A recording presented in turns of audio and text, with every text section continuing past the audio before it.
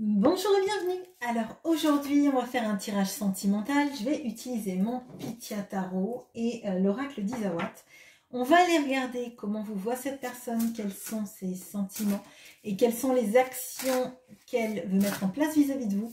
Et suite à la suggestion de plusieurs personnes sur cette chaîne, on va regarder quel est le conseil du tarot vis-à-vis de cette relation pour vous. Allez, on y va tout de suite. Comment cette personne vous voit? Quels sont ses sentiments? Ok, bon, parfait. Et quelles sont les actions? On va vous mettre en place vis-à-vis de vous. Et le conseil du tarot pour vous. Allez, être un peu généreuse, on va mettre 2 cartes. Hop, hop.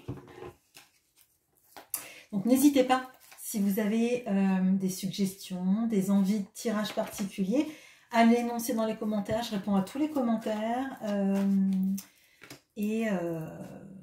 Pour moi, c'est une chance en fait de vous avoir sur cette chaîne, d'échanger avec vous, d'avoir vos retours, vos avis, vos envies aussi, hein, c'est important. J'éclairerai peut-être le conseil avec l'oracle d'Isawat. Allez, on y va. Je ne sais pas pourquoi j'ai tapé dans mes mains, mais bon, allez. Alors, comment cette personne vous voit? On a l'as de bâton et la maladie. On a, avec cette as de bâton, la statue d'Athéna à Athènes. On a le Makikata et cette fabuleuse reine de coupe avec Héra. Ok.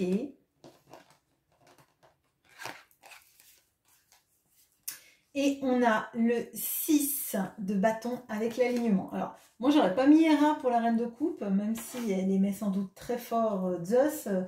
Je ne vois pas dans l'archétype d'Héra la personne bienveillante à l'écoute, etc. Je pense qu'elle était extrêmement jalouse et elle a fait payer beaucoup les compagnes, même d'un instant de Zeus, donc, et les enfants illégitimes de Zeus. Donc je ne la vois pas en reine de coupe, mais bon, ma foi. Excusez-moi pour la digression. Vous avez remarqué que je suis passionnée de mythologie grecque. Bon, alors, comment votre autre vous voit? On voit l'as de bâton, la maladie. Moi, ce que je vois, c'est que votre hôte vous voit sur votre chemin, sur un nouveau chemin, un nouveau départ, des nouvelles envies. Et il y a quelque chose, en fait, sur, effectivement, vous êtes aligné avec enfin, vos envies, qui vous êtes vraiment. Vous vous laissez une chance en fait de parvenir à vos objectifs, parvenir à vos envies dans la vie. Et il y a quelque chose aussi sur enfin recevoir ce qu'on mérite, dans le bon sens du terme. Hein.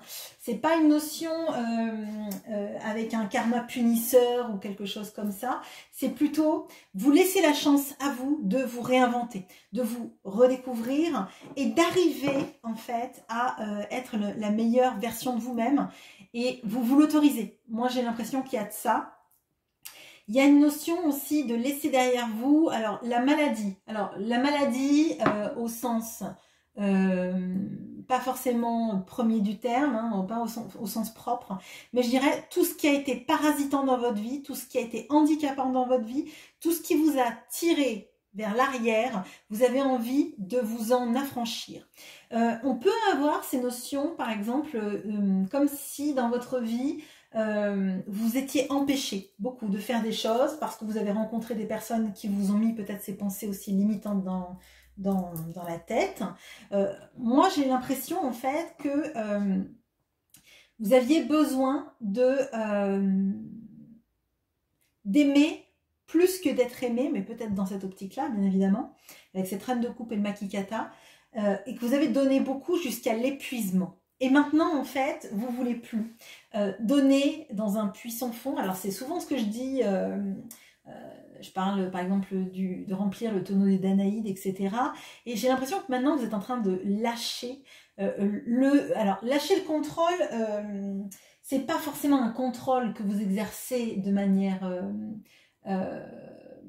de manière consciente, mais il y a quelque chose d'aimer et de montrer à l'autre qu'on l'aime tellement qu'il devrait nous aimer en retour. Il y a peut-être une notion là-dedans de s'abandonner au désir de l'autre, aux envies de l'autre et de ne pas s'être regardé en face sur vos désirs à vous, sur vos envies à vous. Et là, avec le Makikata, votre autre, il est en train de voir que vous vous alignez vraiment. D'ailleurs, on a 2 fois cette notion de position du lotus, à la fois dans le Makikata qui va représenter dans l'oracle d'Isawat le lâcher prise, le fait d'y aller à la cool, quoi. Mais d'y aller à la cool vis-à-vis de soi-même, de se lâcher la grappe, hein, clairement. Et avec cet alignement, pour moi, c'est la même chose qui se passe. C'est en lâchant prise, vous arrivez à vous réaligner sur qui vous êtes, ce que vous voulez, et enfin, vous accordez une vraie place, enfin, vous accordez le droit d'initier des projets, d'avoir envie peut-être de bouger pour vous, de réussir dans un domaine professionnel, de reconquérir en fait cette valeur que vous méritez et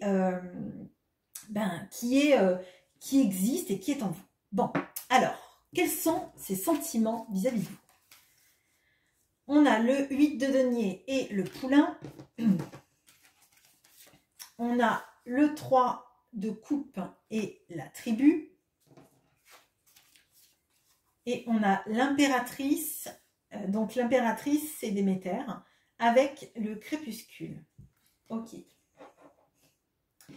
Bon, alors, votre autre, il se sent très immature émotionnellement vis-à-vis de vous. Il a l'impression que pour arriver au même stade que vous, où vous en êtes, vous dans ce... Je pense que c'est très conditionné par la manière dont il vous voit. Dans cette manière d'être quelqu'un de très aimant, d'être très à l'écoute, d'être très empathique, mais de s'accorder enfin une place ou d'être en voie de s'accorder une place et une vraie présence dans sa vie. Votre autre se dit que lui, à côté, il a le rôle un peu du poulain, comme si vous étiez, je vais dire une jument, mais c'est pas sûr. Vous n'allez pas aimer la comparaison, mais je veux dire, vous êtes le cheval sauvage adulte, on va dire, et lui, ce serait le poulain. Le poulain qui vient de naître et qui n'est pas solide sur ses pattes, hein, vraiment. C'est comme ça que je le ressens.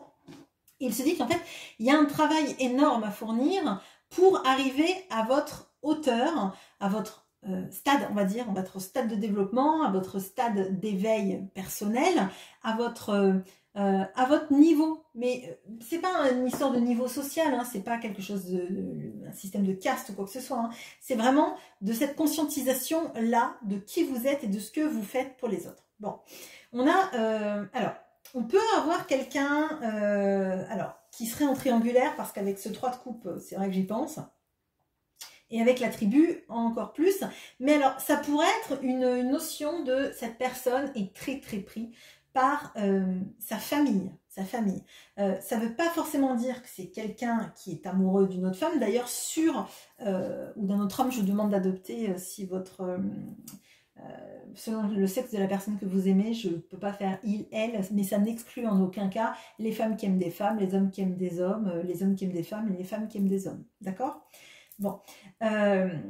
On voit quelqu'un qui est extrêmement occupé à accorder le plus de moments de joie, de plaisir à sa famille. Donc, soit parce que cette personne est un soutien de famille, donc ça peut être par exemple la personne qui rapporte de l'argent à sa famille, mais ça peut être aussi en ayant des enfants, et ça peut être aussi une triangulaire. Il n'y a rien qui m'indique là-dessus, mais c'est quand même des énergies avec le 3 de coupe, on peut avoir des triangulaires, donc je ne vais pas l'omettre. Vous êtes nombreux sur la chaîne, donc ce ne sera pas du cas particulier, bien évidemment. Mais on a cette notion-là d'essayer d'apporter le maximum de choses à sa famille, de stabilisant, alors ce serait comme si lui, il était le totem, un peu le bâtiment fondateur, ou en tout cas celui qui regroupe les pensées et le bonheur des autres. Il se sent vraiment très investi de cette façon d'être, on va dire, de ce rôle un peu de pilier de famille, hein. Et ça lui prend beaucoup d'énergie. Mais c'est une énergie un peu sacrificielle qu'il s'impose, hein, on va dire. Bon. Et on voit cette magnifique carte de l'impératrice. L'impératrice qui est donc Déméter, la déesse des récoltes. Hein, et Déméter, elle a ceci de particulier, qu'elle qu'elle est arrivée à faire plier les dieux pour qu'on lui rende sa fille 6 mois dans l'année. Parce qu'elle a fait un chantage aux saisons, hein, on va dire, mais elle arrivait à faire plier son frère pour pouvoir revoir sa fille au moins 6 mois dans l'année. Et à mon sens, avec le crépuscule, on a ce mélange du jour et de la nuit, c'est que vous faites un peu comment dire, j'allais dire vous faites un peu le jour et la nuit dans sa vie, mais vous avez une importance que vous ne soupçonnez pas. L'importance d'être la chaleur dans sa vie, tout comme la froideur dans sa vie, selon si il se trouve en capacité d'être avec vous, en capacité de communiquer avec vous, ou s'il se trouve dans des travers hein, qui font qu'il s'éloigne, qu'il est en distanciation dans la communication, je parle. Et pour moi, en fait, l'impératrice, c'est la femme qu'on veut à ses côtés. Avec le crépuscule, on a cette notion-là effectivement, de voir le jour et le soleil se lever, et d'avoir l'impression que chaque nouvelle nuit, j'ai l'impression, chaque nouvelle journée également, c'est un peu une incertitude pour lui. L'incertitude que potentiellement vous puissiez partir.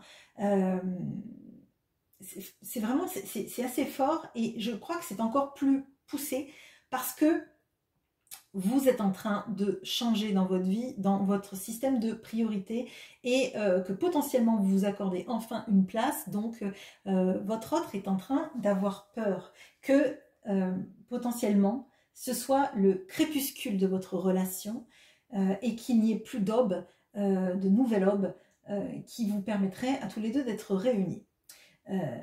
Donc là, il y a de l'inquiétude et pourtant, il y a ce sentiment vraiment que vous êtes la personne idéale pour lui. Hein. Donc, parce que vous représentez, l'impératrice, c'est vraiment l'archétype de toutes les reines du tarot. Et là, on avait vu dans la manière dont il vous voit, vous êtes déjà la reine de coupe.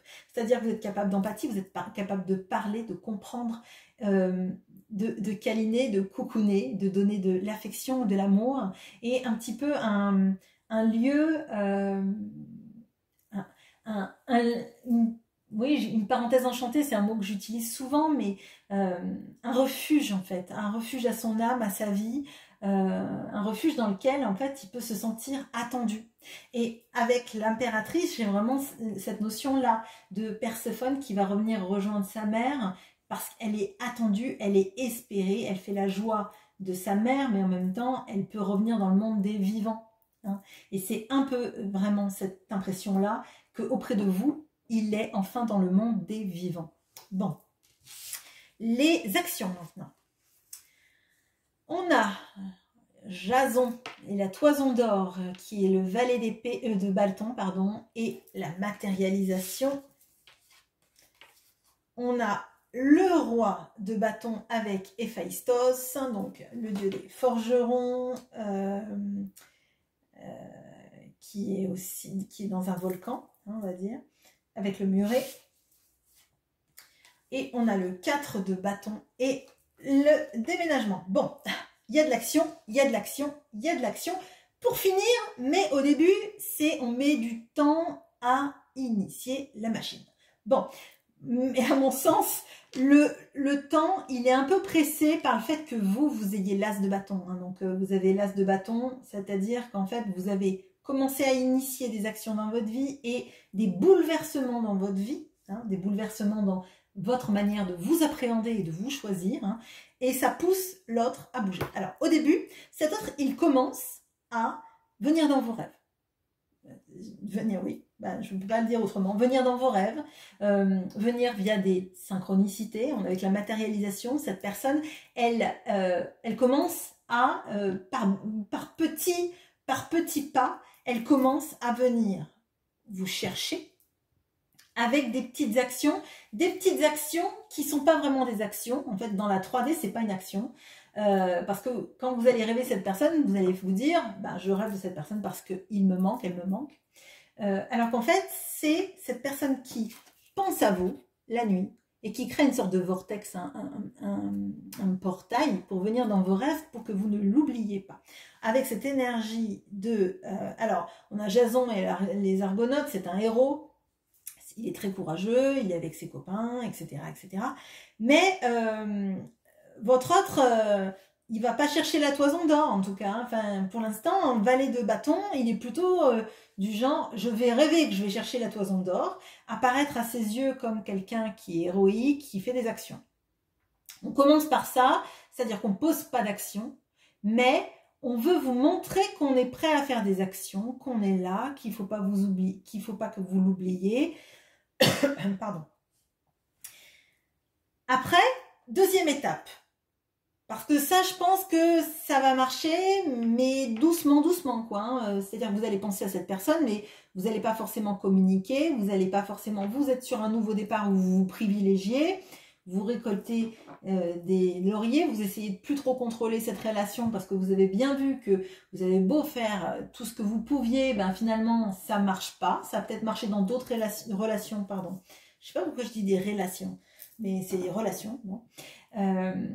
Mais là, ça marche pas, en fait. Je vous ai l'impression que tout ce que vous avez fait, ça n'a pas marché. Donc, à un moment donné, vous êtes dans le lâcher-prise et vous recentrez sur vous. Parce que c'est la seule chose sur laquelle vous avez du contrôle. C'est vous. Hein, bon. Donc, votre autre, il intervient dans les rêves, les synchronicités. Ça marche moyen, moyen. Bon. Peut-être que ça marchera plus parce que je vous l'ai dit, mais bon, on va laisser libre cours à votre libre arbitre et on va dire que ça marche pas. Bon. Deuxième étape. Avec le valet de bâton, ça marche moyen. Là, on est le roi de bâton. On est Héphaïstos, on vit dans un volcan, on a de la passion, on est capable de fabriquer des choses, on est capable aussi d'être le mari d'Aphrodite, la plus belle des déesses de l'Olympe, on va dire.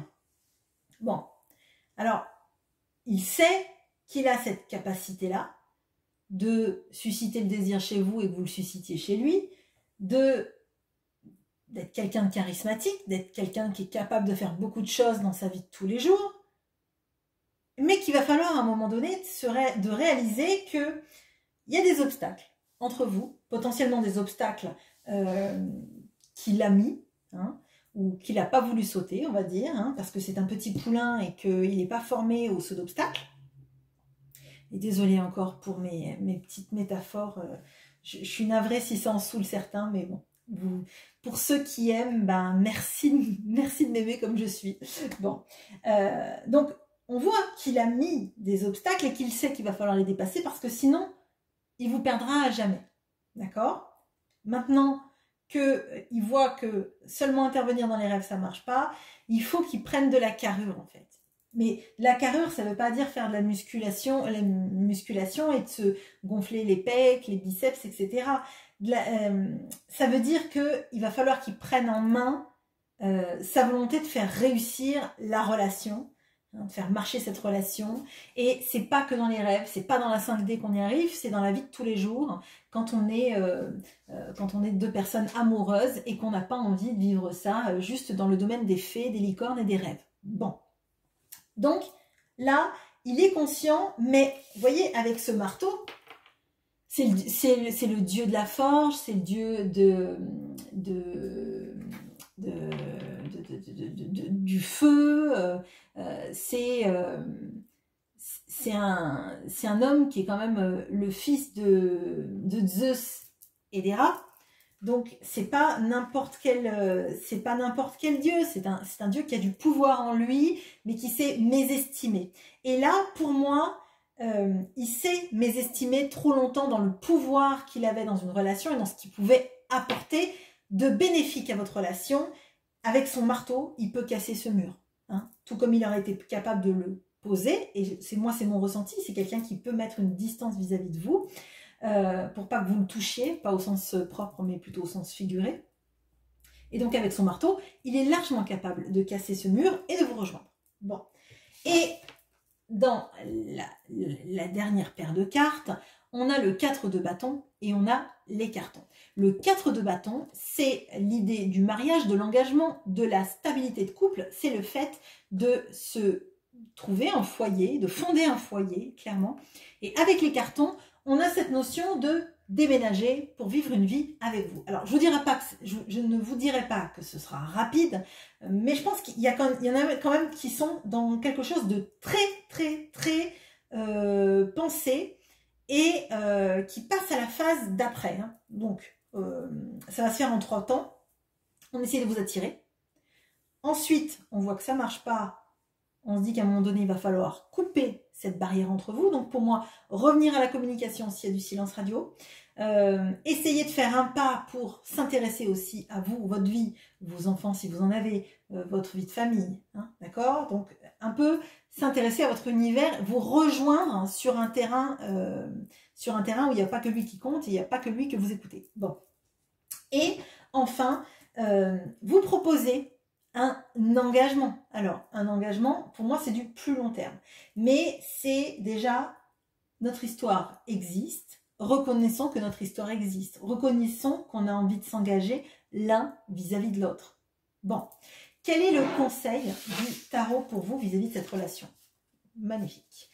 Alors, on a Hermès, notre magicien. Donc, le magicien, le dieu des voleurs, mais le dieu des voyages et le dieu des messagers et du commerce, qui est aussi le dieu des Gémeaux. Le valet de denier qui est Midas, tout ce qu'il touche est de l'or. Bon, votre conseil, c'est de continuer d'avancer sur votre chemin, de continuer à espérer une communication saine, une communication active, de ne pas vous arrêter sur votre chemin parce que vous avez beaucoup de potentiel. On voit que là, votre potentiel, vous l'avez dans votre main et ça pourrait être un peu j'allais dire le caducé, mais ça pourrait être ça. On a vraiment cette notion-là de tout le pouvoir est dans votre main. Il faut que vous arrêtiez maintenant de vous sentir passer après cet autre, dans l'attente de cet autre. Donc, continuez sur votre chemin à vous privilégier, en tout cas à vous faire une place, à vous respecter, à avancer dans vos projets, avancer dans votre vie, parce que ça va être la condition, c'est une des conditions qui fait bouger cette personne. Parce que quand vous êtes centré, focus sur vos projets, votre vie, sur votre réussite, en vous accordant du mérite, de la place, ben ça fait bouger l'autre parce que vous n'êtes pas dans une énergie d'attente de l'autre. Vous n'êtes pas le regard braqué sur lui, vous avez enfin votre regard qui est braqué sur vous et on voit que ça réussit. Donc tous ceux, toutes celles qui ont des envies de réussir dans leur domaine professionnel et dans leur vie, on vous annonce que ce que vous allez toucher, ça va être de l'or. Ça veut dire que comme vous avez toutes les compétences en vous, comme vous tournez votre regard sur vous, ça va vous occuper. Ce que vous allez faire, ça va réussir, vous allez être dans un bon état d'esprit. Et l'autre va sentir que vous n'êtes pas dans des notions où vous vous contentez de le voir en rêve. Si vous le voulez, c'est pas que dans vos rêves. C'est pas avec des 3 SMS par an, avec des coucou ça va. C'est avec des vraies actions, avec des vraies envies. Parce que si vous êtes capable de transformer tout ce que vous touchez en or, lui, il est capable de faire l'effort, d'essayer de transformer des situations. Et au pire, il touchera des choses, ça ne deviendra pas de l'or, mais ça deviendra des actions. Et ça, vous en avez besoin. Donc le conseil du tarot, c'est de continuer à avancer sur votre chemin. Ça ne veut pas dire ne pas lui répondre, ça ne veut pas dire faire comme s'il n'existait pas, mais de ne pas l'attendre dans votre vie, d'avancer. Et s'il vous rejoint, c'est gagnant-gagnant. Gagnant pour lui parce qu'il se sera démontré qu'il est capable de venir vous chercher, capable d'avoir cette force de vous conquérir. Et ça sera très positif pour lui. Et vous, vous autorisez à réussir, quoi. Vous autorisez à réussir votre vie par vous-même, pour vous-même, et pas dans l'attente de ces mouvements, de ces envies, de ces actions. Voilà ce que j'ai pour vous. Je vous souhaite une très bonne journée. À bientôt.